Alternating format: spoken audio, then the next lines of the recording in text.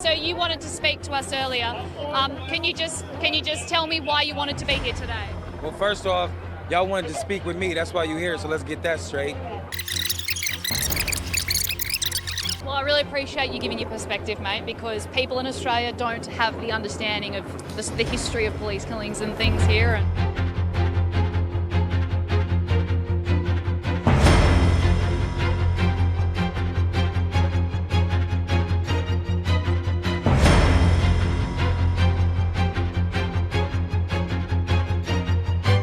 We appreciate your time tonight, and yeah, we were following this closely. This is not the last time I'm sure we're going to be chatting with you about this.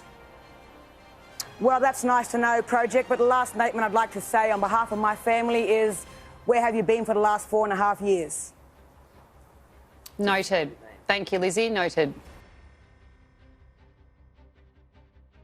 Having just watched that opening, you've probably noticed something. As a country, Australia is a melting pot of cultures, religions and beliefs.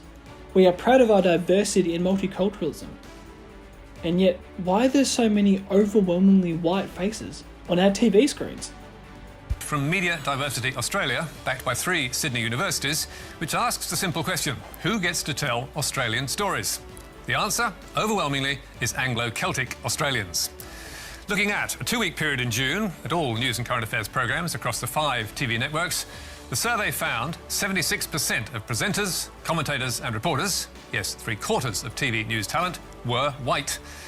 Meanwhile, less than 10% of on-air talent was from a non-European background and 2% were Indigenous Australians.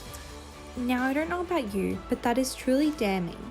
In 2020, Australia has had close to 8 million migrants living in its borders, with approximately 50% of Australians either being born overseas or had a parent born overseas.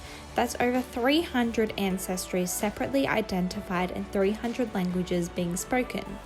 Of those migrants, the UK was the biggest source of residents being born overseas, followed behind China and India. But in that we have an issue. China has sent out recommendations around COVID-19 reception with racial implications.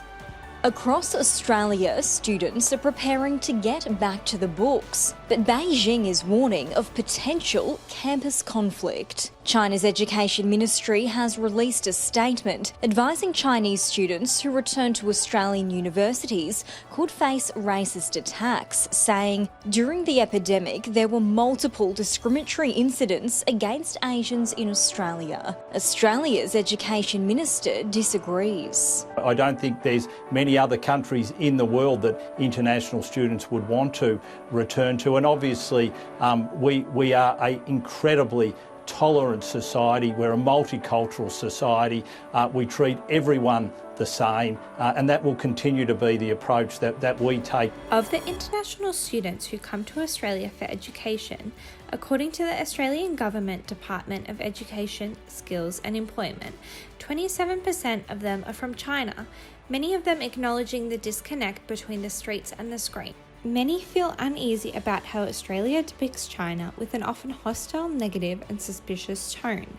They often go without a voice in broadcast mediums but fit into the umbrella of standard Australian representation. I think there are 2 programs where you have an overrepresentation of ethnic and cultural diversity. One is MasterChef, the other is Border Security.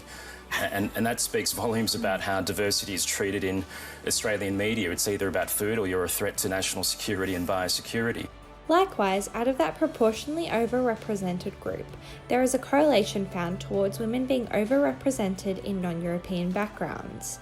But what about our First Nations people that makes up for under 5% of our population?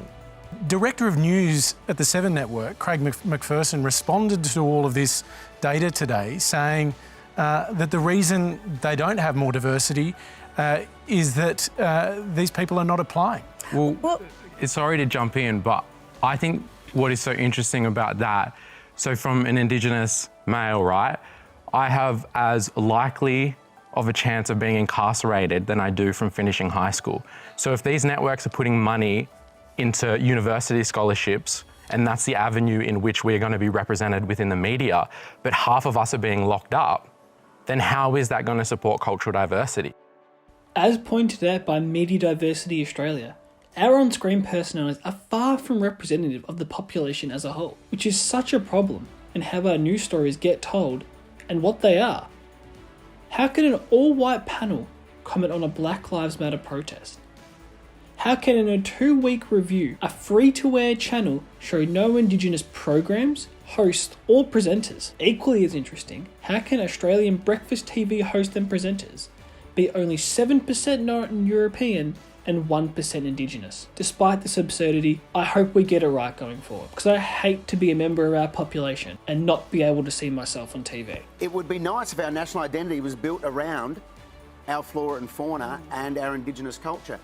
And wouldn't it be nice if Indigenous culture was at the heart of the Australian identity?